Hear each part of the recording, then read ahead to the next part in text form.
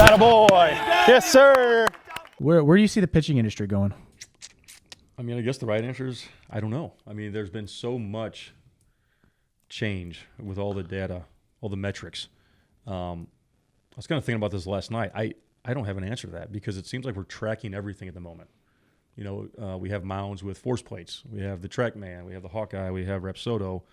For all those that are listening, all those different products are very expensive, but they do give really good data points and measurements that you're able to say, all right, this is what you need to do. These are the adjustments that you need to make. But anyways, Go ahead. So, you know, something new will come up. I just don't know what that is. It seems like we've almost not covered all of our bases as in we know everything. It's just, I don't know what else you could do to the game where we're tracking things that we're not currently tracking. I just see it this way. I see it's always a trickle down from the major leagues. So, you know, major league pitchers were introduced to, like you said, TrackMan, Hawkeye. They were able to track spin rates, movement patterns, or add so many different metrics on a pitcher. And 5 years ago, our athletes didn't have any exposure to that. Right. We had exposure to one thing only. It was a radar gun. Right. And so that's the only measurable that we ever got anything on. And now all of a sudden, that type of technology has become more affordable as it becomes more affordable in the forms of like Rapsodo or Flight Scope or some of the other things that are used at the more amateur levels. People will adopt it. And then now game adoption into that. So you start using that technology and you're trying, what I've always found is one of the hardest things to do is teach why that technology is useful, right? And educate the player on it. So I'm just kind of thinking, well, what's the next thing? And then how far does that technology go down?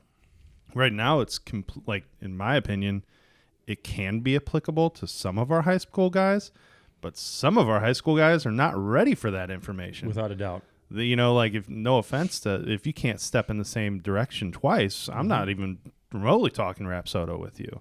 And then, but it's going to trickle down to the youth level. Right. And those types of training programs, that's where I kind of see the pitching whole, you know, the whole evolution going is all this information is going to continue to get passed down. And at some point, you're going to have 3rd through 5th graders on 5-month pitching programs throughout the year learning movement patterns. Right. And I don't know if you see it the same way, but I do see it the same way. And you have to be careful because, I mean, all the data, all the metrics are great.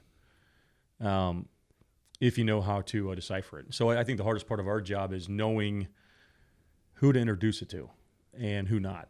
You know, it's a language. Right, exactly. But you also have kids that are borderline geniuses.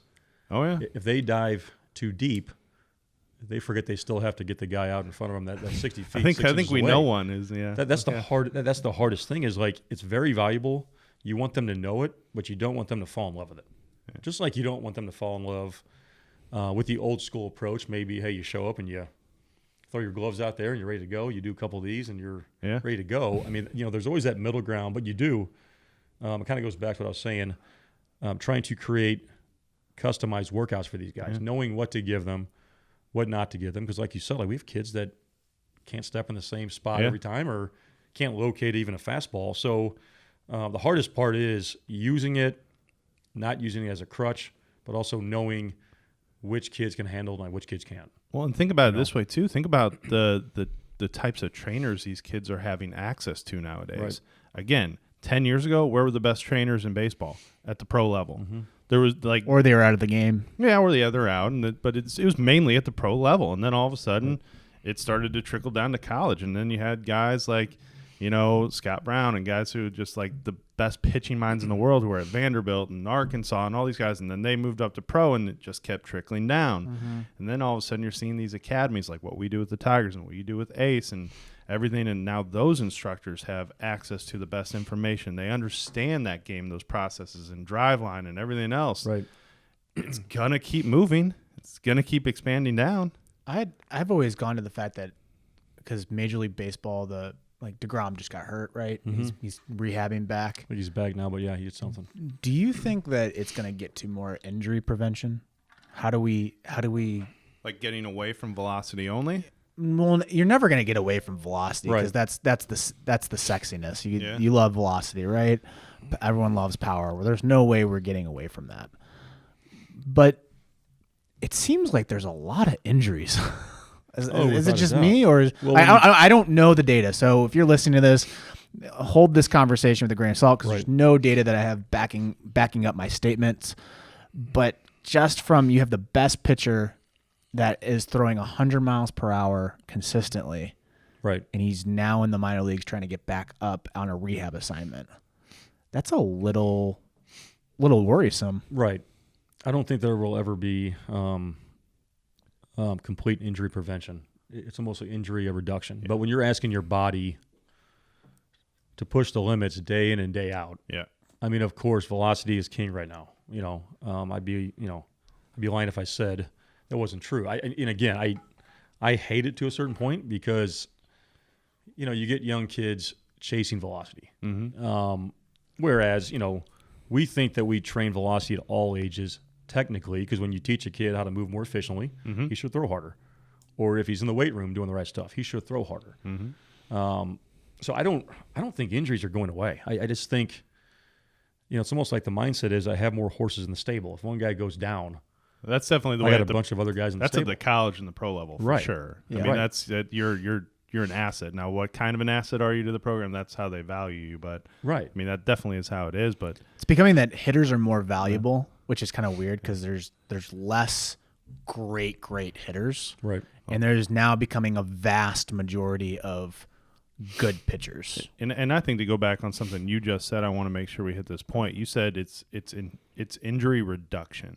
Right. Because throwing overhead is inherently risky. Mm-hmm. Like there's external rotation, there's internal rotation. They're doing it at faster rates to a certain point. Yeah, we are. You got biceps, you got elbows, forearms. Well, even softball. Dr. Aleem said that. Like that's the biggest misconception is that softball is more of a natural move. Like everyone says that, but it's not true. Like it could be a natural or more natural move than throwing overhand, but you're still going to have injuries. I think what you're seeing with guys like Adam nowadays is what he's doing is so valuable because everything that he teaches, even before you ever step onto a mound, is injury reduction. Right. So moving efficiently, like he says, building up, your strength in the different joints and making sure that you're functionally strong and that your movement, that your mobility is correct, your flexibility is correct, all of that. It's never going to just say, nope, I can guarantee that you'll be healthy the next 2 years. If you hear that from somebody, run away. Because, we unfortunately have guys that get hurt too. It's kind of the business. You just want to make sure that, you basically, you don't want them getting hurt because of negligence. Correct. We talk pitch counts. We talk adequate rest. We talk about during the week matching up your low, medium, high throwing days, which, again, it always comes down to compliance. You get that message across. They're the ones who obviously have to do it. And it's just weird because we have a kid. He's a sophomore in high school, left-hand pitcher. Mm-hmm. 84 miles per hour last August. He touches 93 2 days ago. Wait, what? Repeat that. Yeah, he went from 83 in August? 83 to 85. He touched 93 3 days ago. How tall is he? 6'4". 6'4", okay. Did he? So he had a little bit of a growth spurt there? Growth spurt. He gained 25 pounds of muscle. He's moving a lot better. Well, back in February, he touches 91. And I immediately get on the phone, call his dad, who I'd never met face-to-face. Turns out he's in the waiting room. So I walk in the waiting room. I'm like, hey, listen, he just hit 91. That wasn't the goal. Yeah.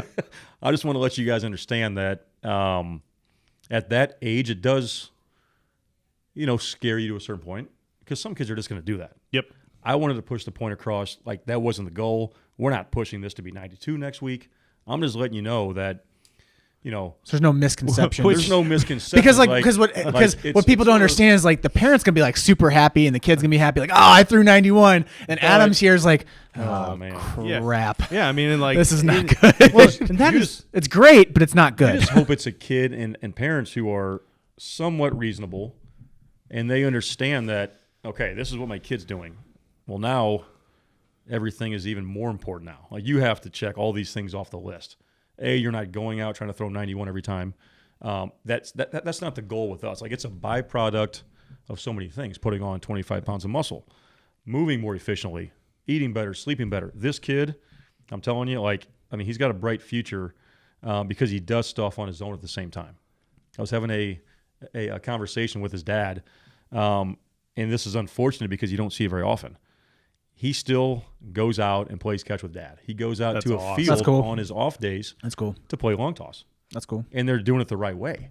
Yeah. And that's something I hope he does forever. Well, you for the people who are listening to this and the parents, what Adam just said and the conversation that he had with that parent, I know this industry pretty well. You are not going to hear that from most people. You're gonna more so have the trainer go out there and go, "Hey, Dad, he just hit 91. All the colleges in the world are calling him. Let's get a pro agent on the phone. Let's get it going." That's what you're going to hear. Say, Let's get this engine rolling. 92 next week. I almost wanted to tell him he hit 91. Okay, let's pitch at 86. Let's just stay there for. But you can't. I mean, you can't tell a kid not to throw 100%. Like, I mean, that's what he is. Right. Now we have to make sure he checks everything off. He's. I mean, again, all that stuff becomes that much more important because it's happening somewhat organically. I mean, he's being trained. But it's like it's not like velocity at all costs. It's not like, hey, let's do 1,000 running guns 3 times a week. That's not what it is. It's hard. It's hard to sell them process at that moment when they can see that they're that much closer to Jacob deGrom. Oh, it's tough. Let's take this thing on tour, guys. Right. We're gonna hit 6 cities in 6 days. Because then you have to talk about schedule and. Catch new episodes of the Tiger Interview Series on Apple Podcast, Spotify, and you can watch it on YouTube. Make sure you subscribe to get notified of future episodes by setting notifications to all. And check out our website, rawlingstigers.com, for club baseball and softball information.